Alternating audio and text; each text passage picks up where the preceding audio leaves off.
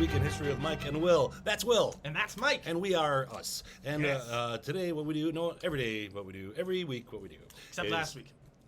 Often, what we do is find an event that happened this week in history. Will does some research on it. Yep. And then he comes over here and he has got 1 hour This many. to explain it to me. I usually go a little over. Let's try not to. We're gonna try not to. Let's, But I don't want to get under, so it's like a whole balancing act. sure. All right, so today we are discussing what? The battle on the ice. The Battle on the Ice. Which sounds so cool. April 15th, 1242. No, April 5th. April 5th, 1242. Remember, so we're a week off. just adjust your time machine dial. Don't go back the wrong day. We had planning for a play last week, so and an art night and all sorts of fun stuff. So we couldn't do the show last week, but they're doing this one. And sorry, we're gonna skip the week of April 12th. I bet Do it. if we didn't mention it, they wouldn't have noticed. I don't care. I like to be honest and upfront. All right. Because otherwise they'll be like, "Where's the lost episode?" Are you ready, Will? I'm ready, Mike. All right, you got 1 hour to explain the Battle on the Ice to me. Bring it on. All right, the battle on the ice took place on ice. They were on skates. Okay. This was not a Disney on Ice thing. And spinning and slashing. No, but there is the legendary. It's a legendary battle in Russian stories, and apparently what happened were Crusaders. We've heard of them. Yeah. Well, these were the Teutonic Knights. So they're German Crusaders. They had like winged helmets, and they were, like this. Oh man. Now I got to get a picture. So I don't actually have a picture of that. But yes, in the drawings and stuff, they have these winged helmets. They're big soldiers. But they crusaded almost exclusively in Eastern Europe and largely against other Christians. and They were trying to convert people. Still? They were Yes, still yes. So they attacked a lot of Eastern Europeans who were Orthodox Christians, or these are the same guys who fought. Remember, we did Queen or King. I think we called her Jadwiga or Jadwiga. She Yeah. was, and they attacked her, and they attacked the Lithuanians and the Poles, even though they were Christian, because they weren't Christian enough. So the Teutonic Knights are kind of the jerks of the holy It would orders. suck to die because you're the wrong religion. But it would really suck to die if you were the same religion, but you were doing it slightly different. differently. Yeah, That seems awful. It's like the worst. And how do you explain that to, like, you go to heaven, you go to God, he's like, how come you died? And then the guy who kills you shows up later. Why are Oh. you here? Well, I killed a bunch of people in your name, but they were all Christians. So anyway, this legendary battle is between this Teutonic order and a prince of the city of Novgorod, which we'll talk a little bit about. His name was Alexander Nevsky, and he is a saint within the Russian Greek Orthodox Church. Okay. This is one of Russia's greatest heroes, and he battled the German foe on the ice and drove them to the point of retreat, and they all compacted on one chunk of the lake, and the ice cracked, and they were swallowed up by the lake, and they all died, and that's the legend. And we're going to delve into what actually happened. Oh, I thought that was the whole story. Thanks for coming. No. You got it in under an hour this time, Will. Yeah, I got it. Well, you told me to get it done quick. That's for the TikTok version. Oh, great. More Now- editing for me. Now, for all of the background information, because we always see like Russia as, from Kamchatka to, I only know that from Risk, to To Germany. like Germany, Yeah. basically, yeah. There are other countries in the way there, but they're like the flyover states. Right. Hey, we live in a flyover state. We Sorry to all my Romanian friends. Yes, but no, they are largely considered like in the way. Every time Russia and Germany go to war, those smaller countries like, oh my, come on, stop it. But before there was Russia, there was Kievan Rus. Kievan Rus. Kievan Rus. Kevin Roos. Kevin Rus. He's a pop star. No, Kievan Rus. Now, Kiev, we know what Kiev is the capital of Ukraine, which is in the midst of some stuff right now, which we won't delve into because this is history, and that will be history in tomorrow. Because yesterday is history. Yeah. Anyway, Kievan Rus was established in 882, is largely when it's considered to be the founding point, and it's where Russia, Belarus, and Ukraine all have like a unified identity. It's like a cultural, ethnic. This is a city or a country? It started in area? Kiev and then spread. So it's basically like parts of where Kiev and Rus are in the midst of Ukraine, Russia, and Belarus. Okay. It covered an area of 510,000 square miles. For comparison, Alaska is 580,000 square miles, so it's big. Like Alaska size. Yeah, it's like Alaska size. Yeah, like the main chunk of Alaska. 'Cause Alaska covers all that huge swath of like islands and stuff. And it had a population of 5.4 million, which is a lot of people at the time, until the Mongols showed up. From the east. So this place lasted from 882 until 1241. Guess when the Mongols showed up? 1241 and a half. 1241. That's why it stopped existing. Because the Mongols conquered it and then made it like a vassal state. And they're like, you give us money or you all die. Was this the big time of the Mongols? Oh, yeah. So we talked about the Mongol who conquered it. His name is Batu Khan. He and Möngke were brothers, and Möngke was Kublai Khan's uncle, I think. Yeah. Or brother. Batu, I think, is he's either Kublai Khan's cousin or his brother. I can't remember. I could have delved more into it, but he's not the core point of this. Fine. It's just that his horde, the Golden Horde, which was one of the main factions, they're the old school Mongols. Yeah. They wiped the floor with everything. They were the Western conquerors, like in Europe, and they got all the way to Finland. So there are people today that are descended of Mongols in Finland. Finnish people. Fingals, they call them. Perfect. Fingals. So, while that was like the death knell, Kiev and Rus had been kind of in decline for a while. It was a very important region because it's kind of in between, like an overland route between Constantinople, which is the mightiest city in Eastern Europe, and like the Baltic Sea. So you'd travel up through Kiev and Rus to go from like Constantinople, from the port city of Odessa. Do we need a map? We can. Whoop. That's the region. Okay. So people would go through there, and it was a big trade area. But Constantinople started to kind of become less important as the Crusaders went through there and made it worse. Go Crusaders! Did Crusaders go anywhere, and it was better because they were there? There was, no, no. How long did the Crusades go on? Forever. Forever. There was one, the Knights of Malta that we talked about, that was in the 16th century. Yeah. That was technically a crusade. Okay. I think that's the last one they did. Okay. And that was a defensive one, so that one barely counts because they were just sitting there. But they good were to know that they learned their lesson. Oh, yeah. Crusades Yeah, work. yeah. Eventually they did. But, yeah, you start one in 1099, and then you're fighting until the 1500s. So don't do that. Right. You know, because that's what God was all about. Was just, you know, all over his book. I mean, the Old Testament is, genocide, so that's fine. But Jesus, kids, you got to read both parts of the Bible. Yeah, don't. It's like when you read something, you like get a definition, like that's what I wanted. Like no. There's a page left. Read to the end. You read the juicy bit. Especially if the book is instructing you to kill people, yeah. Perhaps check out the ending. You read the preamble, you didn't read the finishing, and like the lesson. And in Christianity, the lesson is Jesus.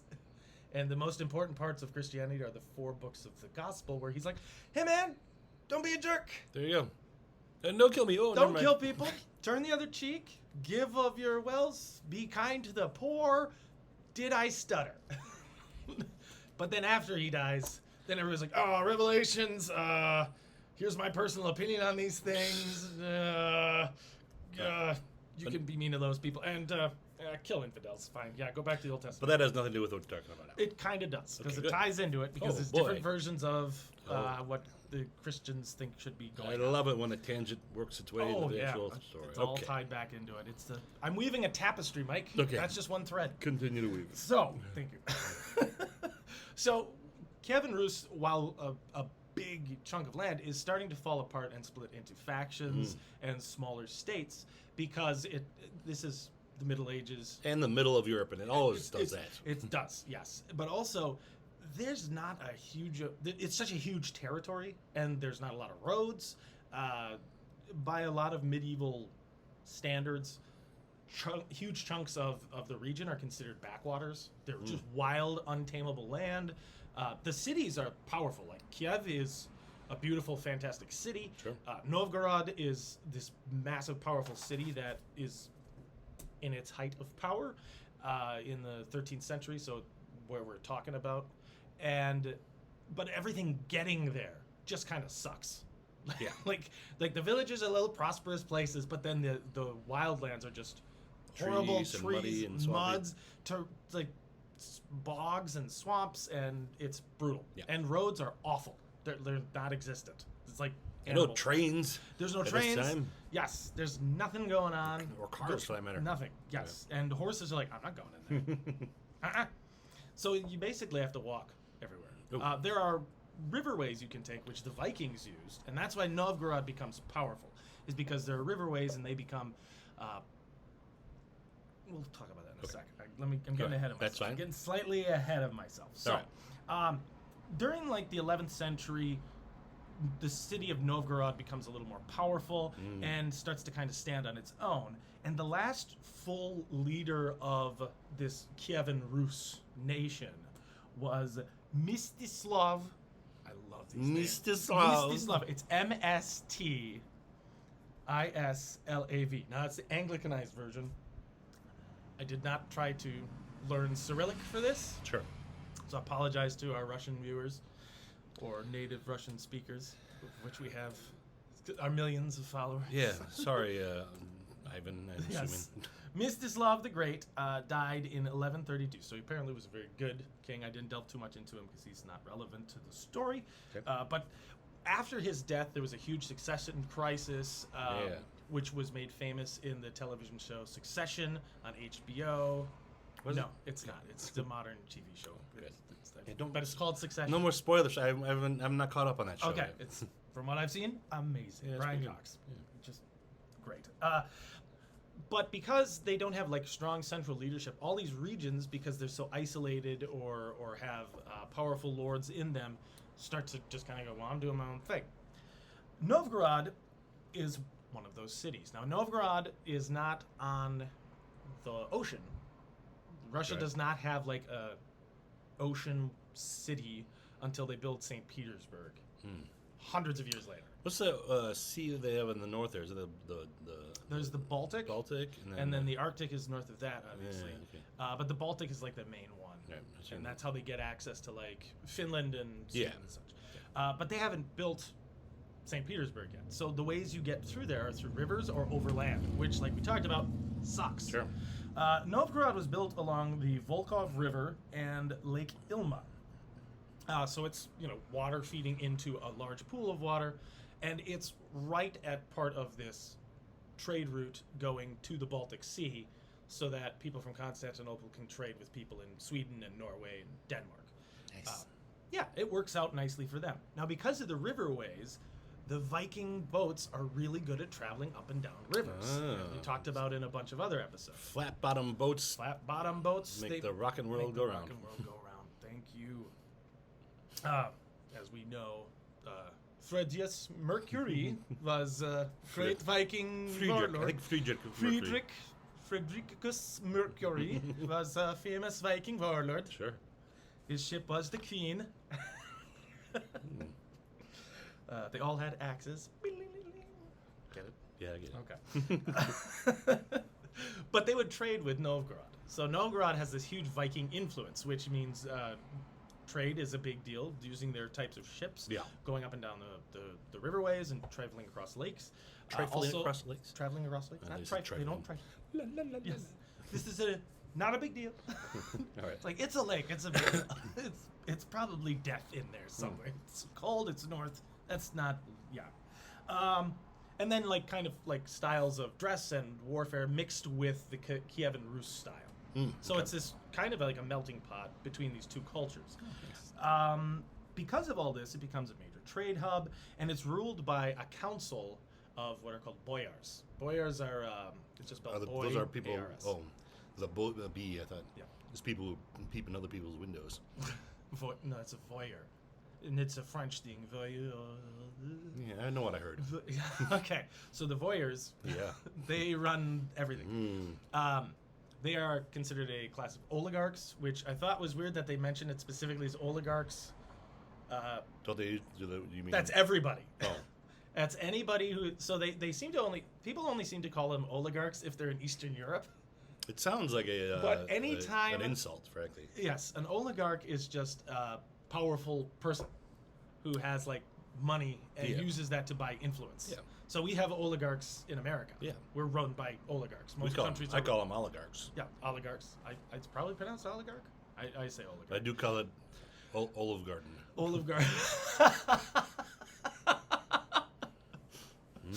Tasty. I have nothing else. I was trying to think of other words to mispronounce, but you say oligarch and I say oligarch. And I say Olive Garden. You say All right. Olive Garden. Get some breadsticks. All right. Okay. Go ahead. Now I'm hungry. Luckily we have bread. Have some bread. Thank you, Lockstock, for letting me Will's buy a bit food. unfocused today. I am a little. I didn't sleep well. I got this. Don't worry. We're here on the notes. We have Sands this are much to ticking go. So the oligarchs run this city. So the powerful, the wealthy. Some of them might be merchants. Some of them are Sure. landed nobility. But this doesn't seem any different than any other country. No. Okay. So that's why it's annoying that they specifically said oligarch. Yeah. And they only seem to say that when it has to do with Russia. So it's just like everywhere else. But the Okay. difference is they elect a prince amongst them to be their wartime leader. A prince, not a king. Prince. They don't call him a king. 'Cause he's not a king. We don't do kings. I mean, he's in charge of You're everything in that's charge of royalty. everything, but you're not a king. Does he get a crown? There's maybe a Maybe. fancy hat. A fancy hat? The thing is, the difference between A like big chair. a king and a prince is that the power is relatively the same, but princes do not have the divine authority of kings. They don't have all of the trappings of office. They don't have the big cloak and the scepter and the whole pope Yeah. business thing, and they can be removed. Okay. Oh, that's probably That's the important. key part. That's yeah. an important thing. So there's a distinction Yeah. between it's the same power, But same job, yeah. without the whole divine nonsense. And how are they thing. chosen? How was this one chosen? It's democratic, actually, but only amongst the oligarchs. Ah. So kind of like here, Mm-hmm. kind of like here, where like the really really powerful people pick your option, and then everybody else gets a say finally. But it's but instead of that, they don't even bother with hearing from the little people. They're Yeah. just like, no, you people matter. Well, they're busy farming turnips. Farming and being miserable, probably because it's the Middle Ages and it sucks. Mm-hmm. Much as a fan of studying it as I am, by studying more, I was like, this really just sucks. Yeah. No. Mhm. No. Okay. Well, No. I won't send the time machine back then. No, I live better now than any king in history Oh. from like the 15th century backwards. I eat better. Refrigeration. I have refrigeration. My Electric clothes lights. don't have lice. Mhm. I have medication. I have aspirin if I have an owie. Ooh, yeah. if anybody back then got hurt, you're like, do I die? Do I maybe not? I don't think I'll just die. I stubbed my toe. I think I might die. That might just be Infection. easiest for everyone. Yep, just go bye-bye. So Novgorod is a major power player in the area. Now the other big one is their neighbor. It's called Vladimir Suzdal. Now Vladimir Suzdal eventually breaks up into a bunch of little cities, and one of those little cities is a tiny place called Moscow. And Moscow eventually becomes the most powerful of the tiny cities, Yeah. and they become the Duchy of Moscow, and then they eventually absorb Novgorod and the rest of old Kievan Rus and create modern Russia. So that's where we're building from today. Oh, okay. Yeah. Now, the family running Vladimir Suzdal is run by a fellow. It's a powerful dynasty, and the guy running it right now, where we're about getting into, is Yuri the Second. Jerry? Yuri, Oh. which is George. When I was first reading about it, they referred to a guy named George, and I was like, there is no way there's a Russian named George. But I learned today, Yuri. Yuri is George. Okay. You'd think it would be Jerry. Could have been. Okay, go on. So Yuri is the child of power. Like his dad was he was the prince of the city, and then So he's got nepotism. well, he had to reclaim his birthright Oh. because he was ousted, like he was usurped and shoved aside, and then he had to come back in, and he eventually reasserted his power, and became not only the big man on top in Vladimir, but also took his brother Yaroslav and put him in charge of Novgorod. So Yaroslav and Yuri are running these two cities, and basically it's like a united front, like a kingdom Yeah. at this point. But then those cities eventually become one. Eventually, but like that's hundreds of years in the making. Sure. Right now, though, that's their plan, is like a dynastic control. And while Kievan Rus has collapsed, the power of the region is largely put in this Vladimir place. This because it's just a huge conglomerate of towns that eventually grew together. Yeah. The problem with Vladimir is it's almost entirely made of wood. Oh. So when the Mongols show up Yeah. in 1238, They like burning things, don't they? they set it on fire. Okay. And they kill Yuri the Great. Oh, Yuri. We So hardly Yuri, knew we you. hardly knew you. We hardly knew Yuri. See ya, Jerry. Sorry. Bye, Jerry. So George is dead, which is unfortunate because that sets everything into chaos. Yeah, think of how George felt. See how he felt. Yeah. Now, George was a very bellicose individual. He liked war and conquest. He was big into that. All right, hold on. I'm not on that same word of the day calendar day. What Sorry. does bellicose mean? Bellicose. Belicose. What does it Bellicose mean? means warlike. Okay. Comes from bella, which is war. Or belly, not bella. Bella is pretty, but belly. Billy? Belli. So belli, I think it's belly. Belly. All right. Like the term casus belli is the cause of war. Oh. That type Well, of thing. I've learned more in the last 10 seconds than I have this whole episode. All right, All right, go. I'm educating all over the place. All right. So, he was a very warlike guy. Yeah. I mean, especially warlike. At this time, pretty much everybody in power was like, "I'm gonna hit you with my axe." It does feel, you often say that sentence. That he was a warlike fellow. He was in wars. Yep. And he Yep. feels like that's the way to get That's- remembered in yeah, history. Yes. Back then, yeah. As we start getting into the 20th century, it's like, wow, lots more stuff happened. No, it was the same amount of stuff. It's Oh. just the only people who got remembered back then were people who hit other people with pointy things or edged weapons or big clubs. Well, That's about it. I'm also assuming media has something to do with that Yes. as well. Well, yeah. When you have all the power, you have the only people who can write. Yeah, but in now 1242 they didn't They have didn't have that. They didn't printing have. press for sure, right? No. Well, China did. Are we in China right now? No. But Then you, don't bring it I'm up, just Will. saying China had a printing press, but these guys did not. Okay. These guys did not. The yokels of Europe did not have a printing press or a lot of stuff. They didn't. Some of these they didn't have stone walls around their town that got set on fire. They didn't have memory foam. They did not have memory foam. They could have. They probably would have been less violent if they slept better. They had those nice sleep. You wake up, you're cranky. You're like, you know what I'm gonna do today? I'm gonna stab somebody. Get some rest. Get some rest. All right. And they didn't have Snickers. I have Snickers. So, one of his conquests is he wants to conquer Finland. Because Yeah. Finland is a huge territory. It has a lot of natural resources, specifically lots of timber. And they've not been able to get it. And they want Historically, they've not been able to. it. Okay. For this, Finland is wild territory. We talked about the Winter War and Yeah. how that was hell for Russia to try to conquer like 70 years ago. So back then, just as horrible, but the people who live there have been living there forever. Oh, yeah. So they're like totally comfortable in the terrain, and they are largely pagan tribes. They are fiercely independent. They do not want to become Christians. They just like want to live their own lives. They're not conquerors. They just want to live alone. And of course, the neighbors are like, nah. Yeah. So the Swedes are Catholic, All of them? pretty much all of them by this point. Probably one. And there's probably some Sure like, is. oh, I'm totally Catholic. Yeah, I know. Odin, guide my I axe. still Like, believe in the old that was gods. actually a huge thing within Norse culture, was folding Christianity in with Viking tradition. Sure. Is finding similarities Yeah, and okay. then kind of twisting them. It's like Odin hung on a tree Oh, yeah. for 3 days to gain the wisdom to overcome his enemies and save mankind. What foreshadowing for Jesus to do the And same then thing. Jesus did the same thing later. She just plagiarized the thing? Man, that Yeah. is some dedication to plagiarism, though. Yeah. To get yourself crucified. It's almost like every major religion has the same myth because belief, because it explains spring, Yeah. the concept of death and rebirth. And Yeah. it was like they're trying to understand how the world functioned, and then some people twisted it. Anyway, so the Swedes are motivated by the Pope. Oh. The lovely Pope, Honorius, I believe was the Pope. Honorius? Honorius? Honorius? Honorius the Third. Honor I-U-S. He's very honorable. So honorable, in fact, that he's like, you know what? I'm the Pope. Conquer all those people. He wants them to conquer Finland and make them love Jesus. But they already are. Pagans.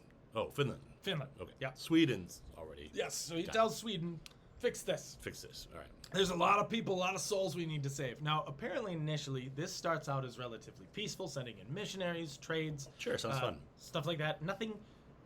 They apparently, in Europe, they don't just genocide right away.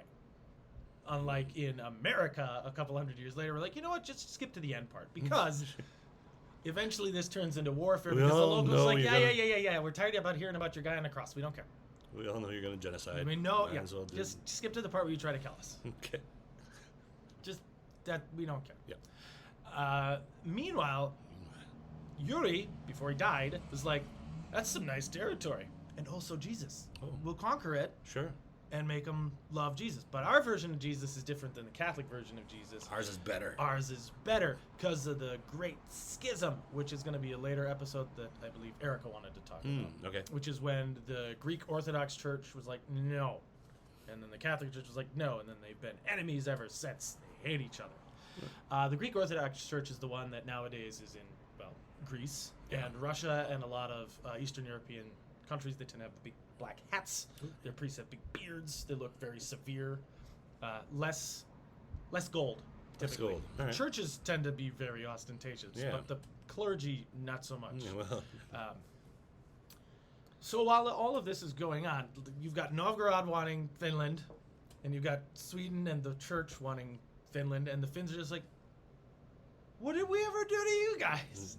you stood in the way. You stood in the way. And this is like a battle over the souls of the region. It's a whole, it's nonsense. Okay. Yeah. Right? It's yeah. total nonsense. Like you just want their stuff, but you're going to say it's to save their souls. Oh, I see. It's like a race to see who's left.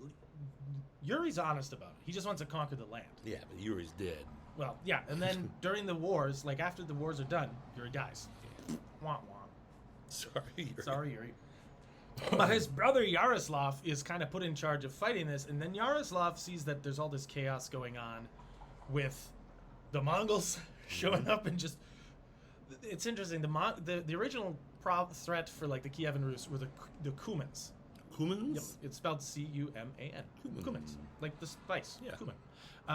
They were a Turkic type people. Turkit? Turkic. Turkic? Turkish, sort of Turkish. They're Turkish. Turkopoles Turkic. is kind of what they're considered. Okay. Turkopole, Polish, Yeah. Turkey, Turkopole. Cumin. Yeah, okay. They had eventually they had like the cool masks that looks like a human's face Oh. on the metal, right there. Little- There. oh, boy. I got a thing. I got a picture. Little eyes wide shut action? Yeah, it looks like they're cool helmets. They're kind of freaky. Some of them had mustaches on them. They're pretty neat. The Cumans were fierce people that fought against the Rus all the time, and then they started running west. And the Russians were like, what's happening? And then the Mongols followed them. So the Mongols were so scary that the legendarily blood-drinking Cumans, because that was, they're savage and monsters and they drink blood and blah, Yeah. blah, blah. The Mongols scared the hell out of them and we're conquering them. So the Cumans like, can we live with you guys? And they start to work with the Kievan Rus, and then they get driven so far west they end up in Hungary at one point. So it's just not great for anybody when the Mongols show up. Except the Mongols. Except They're for the having, Mongols. they're They having a have good time. They always have a great time. It is very much having a good time, having a good time. Yeah. That was Freddie Mongol. Mercury. He was. Now I'm just picturing Freddie Mercury with like a bigger mustache and a bow. I cannot picture Freddie Mercury fighting anyone. No, I mean he did like a pelvic thrust thing, and then like an arrow flies, and he directed the chaos. Sure. Yeah, he's the inspiration. He's the leader. Yeah, he might score it. I mean, Yeah, he might. Yeah, he definitely Right. scored. It's Freddie Mercury. All right. Anyway, so the Mongols have driven everybody west, and the Cumans are like, the Rus are like, everybody's scared, and Yaroslav is like, I'm gonna go to Kiev. He's advised to go to Kiev, which is a bigger city and has more control over the immediate region, and that way he can kind of direct traffic a little bit better. He can try to hold on to things, and it's probably a more defensible position. Yeah. Also, since the Mongols are pretty much in charge of everything, it puts him closer to the Mongols so he can talk to them if he has to. Okay. Yeah. Do they all speak the same language? No. Yeah. Okay. Although a lot of the Mongols started learning multiple languages because they wanted to be able to communicate. Sure. But the Khans I want would to talk just... to you. the I want to Khan- talk to you before I stab you. Yeah, well, the Khans would have like a guy who knew the local language. They'd get him in, and then they'd learn different languages, and then they'd always have somebody who could at least translate to the Khan. And you made sure you were really good at that Yeah, job, I guess, yeah. because you don't want to screw up a single word in that, because that's life or death for like a country. So Yaroslav is sent off, or not sent off. He heads off. His brother's dead. He's got to kind of hold the ship together. I can do it. And in Novgorod, he leaves his son, Alexander, behind and says, "You run the show." And Alexander is like 16. Ooh, that's a good time to run a country. By this, no, in the Middle Ages, 16 is like 35. Like you started working, you might have 2 kids, because the life expectancy is 30. So you're either going to get shot, get the plague, starve to death. If you make it past 40, you might make it to 90, because You're indestructible. you obviously are tough. Oh, I forgot what I was going to ask. Keep going. So Alexander is put in charge of Novgorod, and he's fairly green. He's a kid. Yeah. Right? Now his family is powerful, and people are kind of scared of his dad because he's a warrior, and his uncle, who's now dead. But he inherits wars all over the place and problems. So Alexander has to go and deal with the Swedes fighting in Finland and kind of end that threat, because he's aware that the Crusaders are potentially going to be a problem down the line. Oh, And even if they're not now. he just wants to end these wars so Sure. he can focus on prosperity and trying to like deal with this whole change in power. Because once the Mongols conquered, what did I say it was, Vladimir, and they burned it to the ground and killed his uncle, they're the boss now. Yeah, that's And how it works. So you have to listen to the Mongols, but the Mongols are like, well, we don't want to run your country. You know how to run your country, so just pay us. You run it, and now we're your federal government. You're the state government, and then you pay taxes to us, and then we run it, and we have the big military. That is one way to win an election. That is one way to do it. We killed everybody who didn't agree with us. And left Are we some. all agreed? Are we all agreed now? Well, no. Don't make me take another vote. Yes, this is how we vote. Fire! Every vote is counted. Count every vote. So he's trying to be like, okay, I gotta calm this all down. Mhm. I'm sure he used that For my dad, and I have to make sure Novgorod is functional. So I'll go off and I'll fight in this battle because I'm supposed to fight against the Swedes. Yeah, and my voice kinda just get- changed. Oh man, I gotta go fight Sweden. Now, meanwhile, What's that guy's name? that's Alexander. Alexander. Young Alexander. And he's not. Does he grow up to be Oh, we're gonna find out. particularly good? We might find out. We might find out. Yeah. Meanwhile, in this part of the world, the Teutonic Knights are the holy warrior order of the time, They're the warrior monks of the time, and these guys are powerful up until like the 1500s. They own countries, like lots of them, and they go to war with everybody until they're finally like broken at the Battle of Grunwald, which I think we talked about, but I don't know if we actually did an episode on. But I really wanna. It's one of the biggest battles in medieval history. It's like 100,000 people fought. It's massive. It might not be that The big, name but it's sounds huge. name sounds familiar. But Yes, and it was a battle basically against Poland and Lithuania fighting against the Teutonic Knights and all of Western Europe. And the Poles won. Yay. Yes. Because, unlike what people think, Poland has a really long and awesome tradition of just whooping people's butts. They were a very warlike people who defended their land, and they're like, nah, stop trying to conquer us. Until guns showed up. Once guns come into the equation, the Poles become significantly less good at fighting. They're very brave and strong and creative people, but guns seem to screw up Gun don't care. everything in Gun Poland. doesn't care how strong you are. Correct. So, like the Polish area right now is doing just fine. Okay. They're their own solid country. Go Poland. Now, the chunk of the Teutonic Knights that are functioning in this area is called the Livonian Order. Livonia is modern-day Latvia and Estonia, Livonia, which is just a little chunk of land relatively to the size of the places we're talking about. And they were told to basically control the Baltic and send knights to Sweden, which may or may not have ever happened because there are not as many Livonian knights as other knightly orders. They're busy. Did they get killed instead? No, probably not. They just might not have even sent them. They're like, we're crusading, we're busy, and we don't listen busy to you. trying to You're the change- Pope, we don't listen to you. We trying listen to to- the Grand Master in Marienburg. You don't listen. Which is actually what it is. It's a city called Marienburg, and that was like the headquarters of the Teutonic Knights.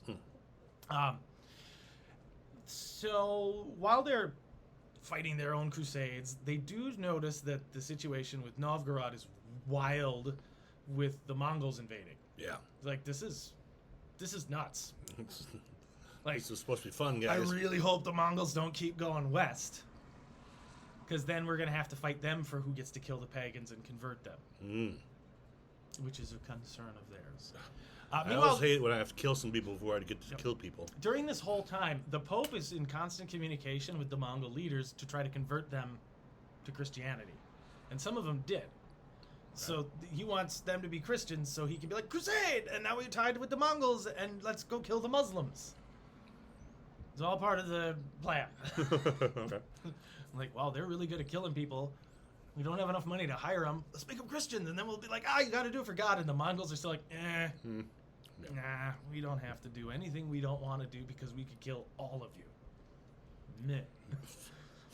We don't care.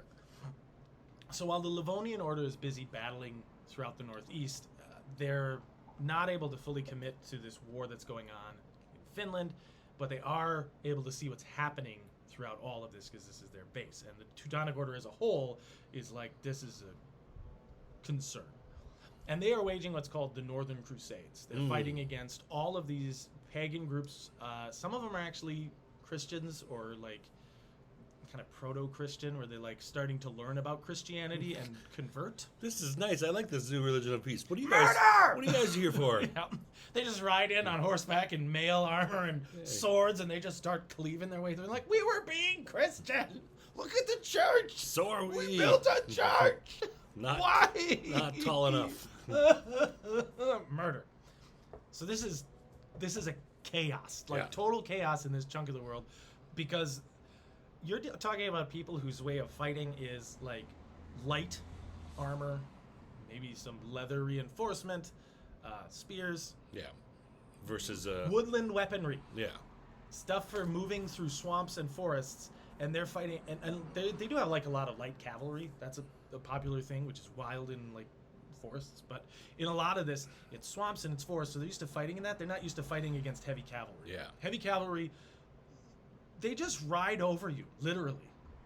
You're on an 800-pound horse that's made for killing people. Like, these war horses were bred to fight. Yeah. They could kick, they bit, they were mean as hell, and they weighed a huge amount. And then you put on basically a sociopathic murder machine who's raised from the age of 7 to 21 to just kill things. And then you tell him it's for God in a time where, well, we still have people like this who are like, oh, God told me to do it, I gotta kill all the things. And then you give him really good weapons and armor and the Pope's blessing to just kill all the things. That's not a fair fight. No. So the people in this region are just, they're kind of swept away. It's overwhelming force. It's like trying to fight a tank with a BB gun a lot of the times. Sorry, people. Yeah, it's rough. Now, there are ways to fight heavy cavalry. You get them bogged down. Sure. You drag the knight off the horse, find the weak spots. But it's still very difficult for them. And the knights are not going to go charging off into the woods. They'll just start burning things and killing people. Because that's what a holy order is supposed to do. Just burn their homes. Pure cleansing fire. Kind of feels like what the Mongols are doing. Oh. You know? It's different, though. But the Mongols are just like, yeah, we just want your stuff. Oh, you surrendered. Okay, well, just give us money. The other guys are like, be our faith. We are. Not enough. Murder. And now I get your money. And now I get your money. It just feels like the Mongols are at least more honest about it. Mm. Like, they'll... Yeah. You can be whatever faith you are. You just have to say that we're the boss. The other guy's like, no, you have to say we're the boss, and you have to be our faith, and specifically just like our faith, and still sometimes we might kill you. We don't care. So all of this is happening, and Alexander goes north to a place called Neva. He's never gonna make it. Never gonna give you up, never gonna let you down. Sorry. In 1240. So this is now we're getting close to our 1242 date. Now in 1240, this is the battle between the Swedes and Novgorod for kind of the control of the region. Okay. And Alexander crushes them Good at job. the age of 20. 20. So he went from oh man to oh man. Yeah. Just rides in and crushes everything. And then he rides back to Novgorod, and they're like, this is the greatest guy ever. The people The what? love him. What kind of guy is The greatest. Alexander the Great. Yes. So he becomes Alexander Nevsky, and Nevsky means of Neva. Like he's okay. famous because of this 'Cause he did battle. that So thing. he's Alexander Nevsky. That's his sobriquet. That's his. You are that guy. You're not just any Alexander. You're Nevsky. Okay. That's huge. Like because he's this war hero.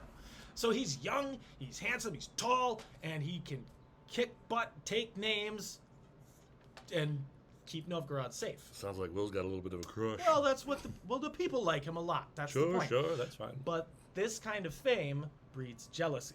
Sure, well, yeah. So the guys who are in power in the city, well, I could have done I that. could have taken I- an interview. I'm gonna He's be... a nepo baby, as Yeah. the kids say today. His daddy was the prince, so that's why he's in charge. I mean, they make a good point. They make a good point, but also he went off and did cool things. Oh, sure. So fearing that the local boyars are going to kill him, he leaves. It's like, all right, and he goes into exile. I... Not a great time to go into exile because the Teutonic Order is just going, oh, look how much chaos there is. We could kill so many people. This is going to be For great. the good of God, yes. Forgot. It's Sure. all forgotten. Yeah. Nobody look in our treasury. Yeah, really excited there. Nobody look in the treasure vaults Okay. at Marienburg because allegedly the treasure at Marienburg was one of the most vast in the world. Things they took. Because they just take everybody's stuff and they tithe. Once Oh. they take over a region, they set up who the bishop is, and the bishop gets 1/10 of what everybody owns, and he just kicks it back to the order. Well, minus a small percentage for himself to live like a king. Well, You know, they want the fur cloaks. They all have the ermine a collar. bishop's job is not easy. They're like, it gets cold. I don't want to be cold. I'm be ashamed of something. It's literally the scene in The Godfather where they buy the restaurant, or not The Godfather, Goodfellas. They buy the restaurant and they start bringing in all of the goods, and they're like, yeah, bring them in, put them in the back, and they go right out the back door and throw them in the back of the people's trucks, and the guy just loses his business. That's what the Teutonic Order keeps doing to all of these towns and counties. Is we'll take care, we'll protect it, but you give us this, and we go Yeah. and we throw it right out of this country and put it back into Germany. So, I don't know why we're Italian, but we're Germans. yeah, I don't know. But it doesn't sound as cool when you do a mobster as a German. Right. Could be a shame if something bad happened to this building. Oh, that's all right. Yeah. That's okay. It's a lot more sinister. Yeah. It's not a mob feeling. It's like a little 1930s Germany. Yeah. Oh, it would be a shame if something happened. Yeah. This building could be burnt to the ground, just like Oh. Vladimir was. Oh, I'm sorry we broke your door. My partner Vlad is he's clumsy. He's so clumsy. So clumsy. So clumsy. Oh, look, he just Oh, look, ripped his off- whole city is made of wood. It'd be Oh. a shame if we started throwing torches! Which they do. Sure. So, seeing that the Prince of Novgorod is gone, Time for burning. the Teutonic Knights go, let's get him! And they ride north into Novgorod and just start burning and taking cities. They start killing everybody. These are Christians, but they're the wrong Christians. kind. And the Teutonic Order is famous for this. They are For being- the most violent order of knights. They're really good at what they do, and they're really, really mean, and they love to conquer everything. I'm thinking that their motivation is not necessarily to convert people. You think so? Why do you think that? I'm just starting to think it. Why? Well, because I mean they're already Christian, for one. But why would they conquer them then? Well, just maybe probably because they like to kill people and money. Who would like to? But that's not Christian. But they're Christian, Mike. Yeah, I know. They I know. said so. They're a holy order. They got to be the good guys, right? Sure, that's what. Right? Yeah. But they got to have a reason. All right, go. Maybe they have weapons Maybe. of mass destruction under Novgorod. The weapon of mass destruction in the Middle Ages is religion. Oh. That's what it is, folks. Okay, it because does. you can use it to kill everybody. It does have a weaponizing effect. You're It right. does. So, motivated by, these guys are they start to twist the narrative that the people of Novgorod are pagan, in fact. Yeah. Because look, they're fighting and claiming the souls of these pagan people and preventing the Catholic Church from converting them. The Pope, Honorius, issues a papal bull. I hate these, where he says, I want a trade embargo against the barbarians that are attacking Finland. And he does not say who the barbarians are specifically Sir, you when gotta he be more says it. specific. But then, so it's just left up to guessing, right? It's very Ah. vague. But only one group of people that isn't Sweden is trading with Finland, and that's Novgorod. Oh, Then 8 years later, he clarifies it and he says, specifically Novgorod. I should have said this. I before. should have been more clear. The barbarians I'm talking, and that's the term he uses, is barbarians. So he's othered them to the point that these are the monsters trying to burn Rome to the ground. From They're Novgorod? Christians. All right. They're not. They're doing the same exact thing of fighting. Do they have against- the Pope too? They don't have a pope. They have a patriarch. Okay. It's slightly different. Slightly. They have patriarchs and high patriarchs, grand patriarchy, and that's like their heads of state. I think there's like a conclave of them, and they're regional. Like there's like 5 of them, but at this time I'm not Yeah, actually. but positive. either way, But yes, so the that- Orthodoxy does have kind of its own pope, and he's probably like, "Hey, we're not barbarians. Sure, my hat's not as big and pointy as yours, but Just because I wear black and you don't like gold. We like to invest our wealth into our community. that's right. That's why we have just dark clothes. Also, don't have access to dye or gold. It's all under permafrost, which we don't have word for yet. Ice ground. Ice ground. Under the ice ground. Oh, speaking of that, when are we going to get this battle on the ice? So that's where we're at now. Oh boy. So, Novgorod is sitting there going, do you see those guys on the horses coming? Are those our guys? I don't recognize those horses. Do they look German to you? A little bit. Do you think they're going to burn us to the ground? That's what they do. Okay, so maybe you remember when we had that cool prince guy and he was really scary? Yeah. And then we kicked him out of Novgorod Why did we do that again? because we wanted his power and we thought he was too scary. Okay. Maybe we should call him. Get him on the phone. Get him on. So they call him on the phone, and Alexander's like, "Yo, what's on fire?" Where is he now? I think he went to Kiev. I Okay. didn't check enough. I just know he's in exile, so he probably went to be by his dad. Okay. Because that he knows he's safe there. And they're lucky he didn't go all the way to Karakorum, which is where the Mongols live.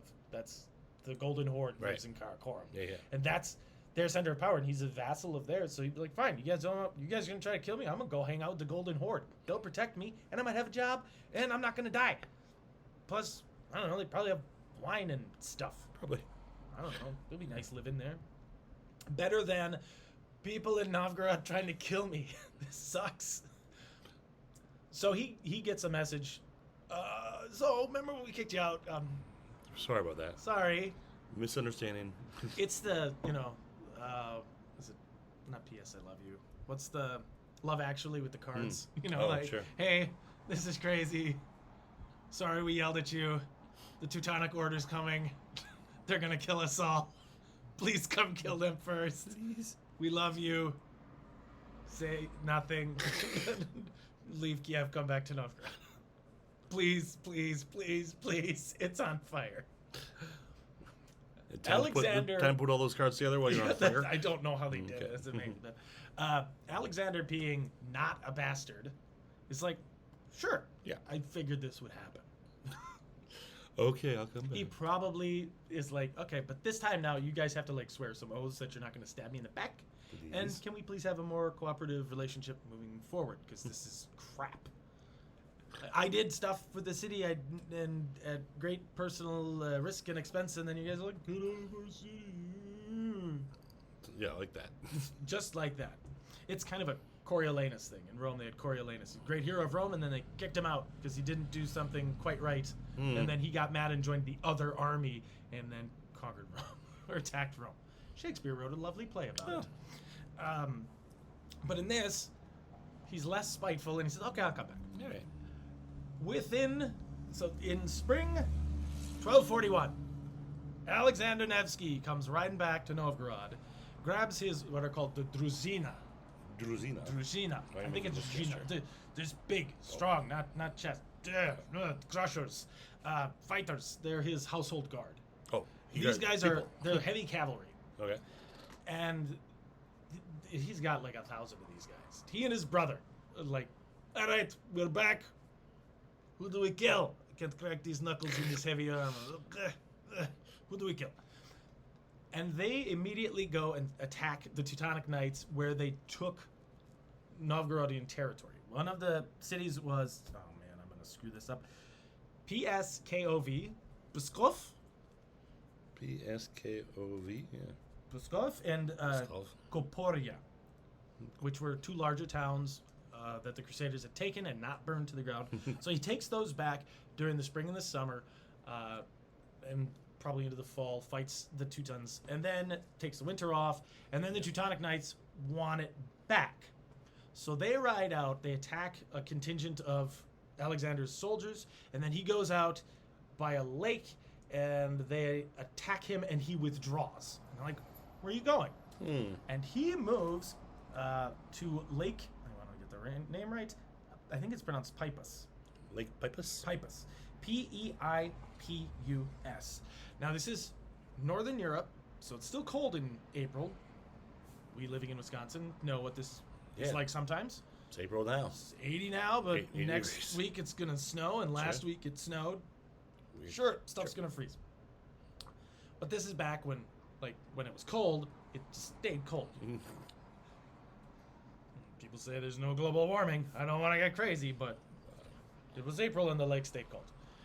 Lake Peipus was frozen over. Lake Peipus is a rather large lake.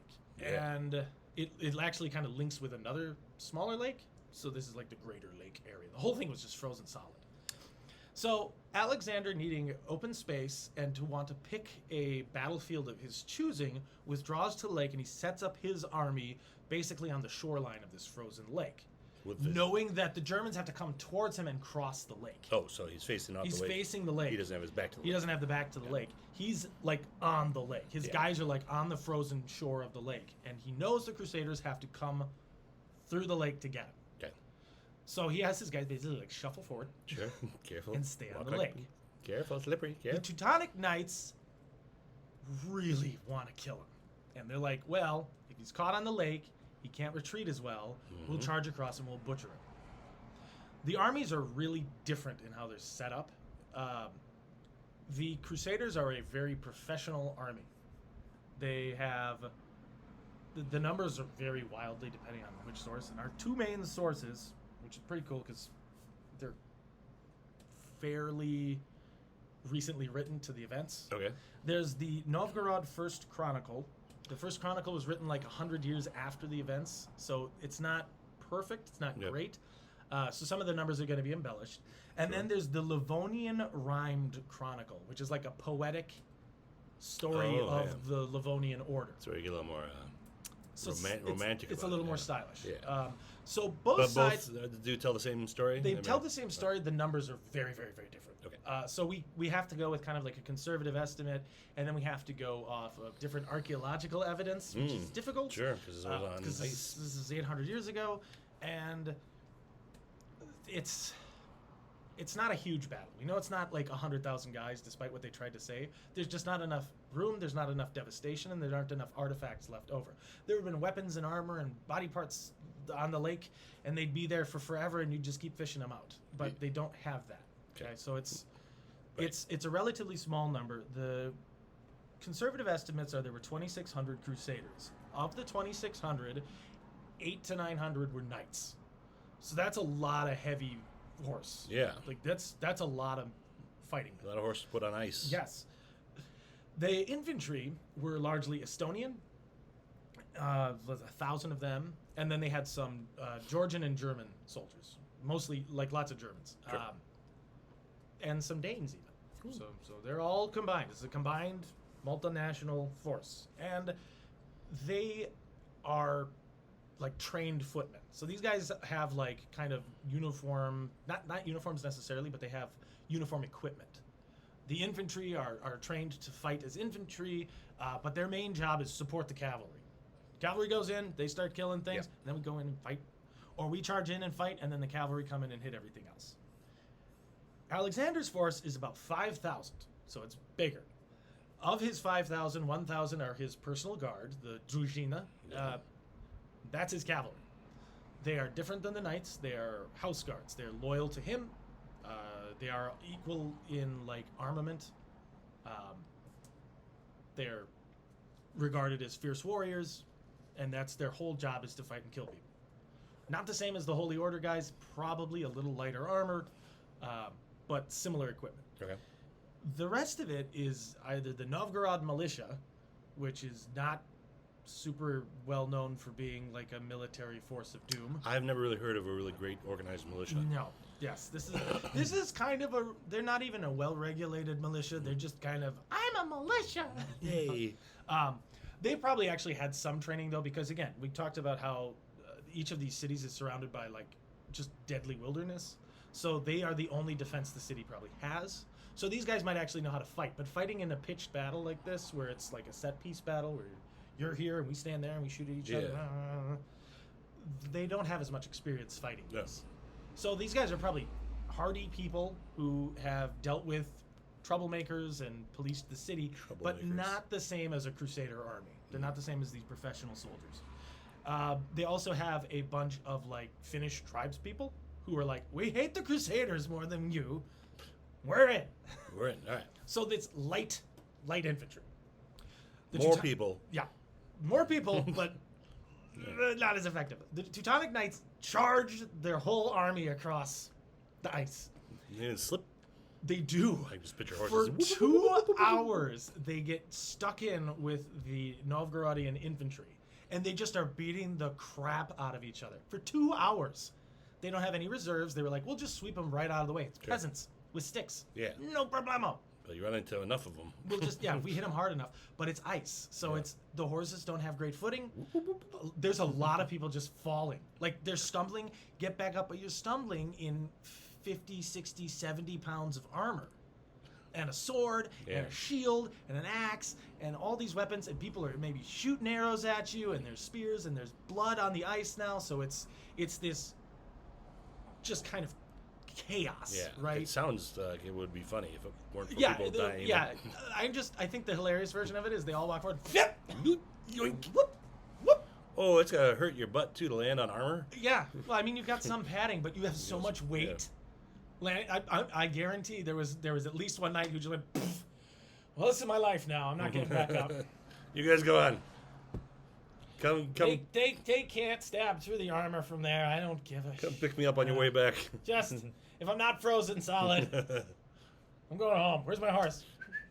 Drag me to the other side of the lake. I don't want to be here. And the horses probably are like, this is stupid. Yeah. I'm picturing the horses, because horses naturally don't go on the ice. Yeah. And they probably get to the edge and they're like, paw. You sure you want to do this, boss? That's ice. See these hooves? Yeah. Clomp.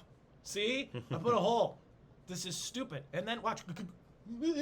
The horse just does the leg sprawl thing. Yeah. And they're like, this is not great. And I got like 300 pounds of guy on top of me, plus barding, which is horse armor. Ooh. So they might have. And then I assume, I mean, I'm not going to second guess these guys now. It's many years after the fact. The lake was too big to go around, or it was just too sweet of an opportunity. Like, look at it them, was a they're right there. combination of we just gallop across and murder. Yeah. And everything else is woods, so we can't really try. Yeah, so Right. it is. They go across it like the narrow part of the lake, so it's like long, and they're we'll get them. So this just goes on for 2 hours, and Nevsky has been keeping his Druzina in the woods. You guys just wait. Just wait. They'll tear themselves up. Don't worry about the infantry. These guys are tough. And all the imagery shows they talk about like Alexander being in the thick of it.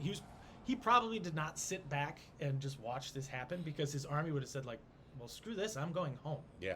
Why isn't he fighting? So he's probably out there fighting, encouraging his troops. So they won on the ice going. too? Oh yeah. Yeah, they push back because they know that the guys in the heavy armor are going to slip and fall, and if they just have to stand here and poke them. Yeah. Then at the height of this fighting, everybody's tired, everybody's falling over. His infantry are starting to get tired. But the Germans are like, okay, we galloped across the lake. We slipped and fell 18 times each.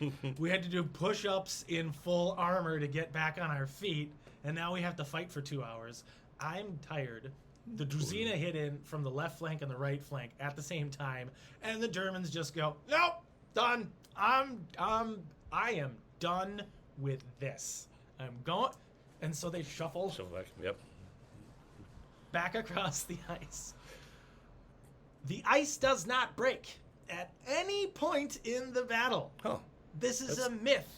It's a myth that it broke? It did not break. Not a single soldier is recorded to have drowned. None of the chronicles talk about it. None of the contemporaries. No archaeologists. Nobody says this happens. This is a myth, and we'll get into why it's a myth in the next 25 seconds, probably.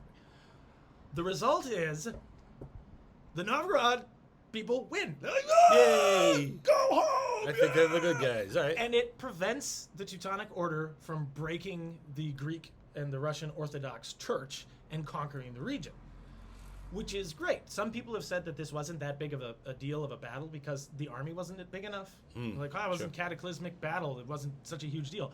But if they'd won there, if they'd beaten Alexander Nevsky, then the next step is they conquer Novgorod, then they conquer Kiev, then they control all of Kievan Rus. Yeah. They might even work with the Mongols, and there goes the Greek Orthodox Church. Yeah. But that didn't happen. It did not happen. It was stopped because Nevsky stopped them. Nice. Great tactics, great planning, using his infantry smartly, trusting his people, and there's this great sense of nationalism and well, not nationalism, because nationalism is kind of a dirty word of us but not you. Yeah. This is patriotism, which is good. So, Us, yeah. we just love where we live, and Sure. stop trying to kill it. Go away.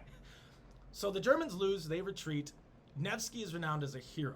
In 1574, now this is well after he has died, Sure. Alexander Nevsky goes on to do even greater things. He becomes the prince of all of this. He inherits his dad's title and his uncle's title. He is in charge of Kiev. He's in charge of Novgorod. He's in charge of Vladimir.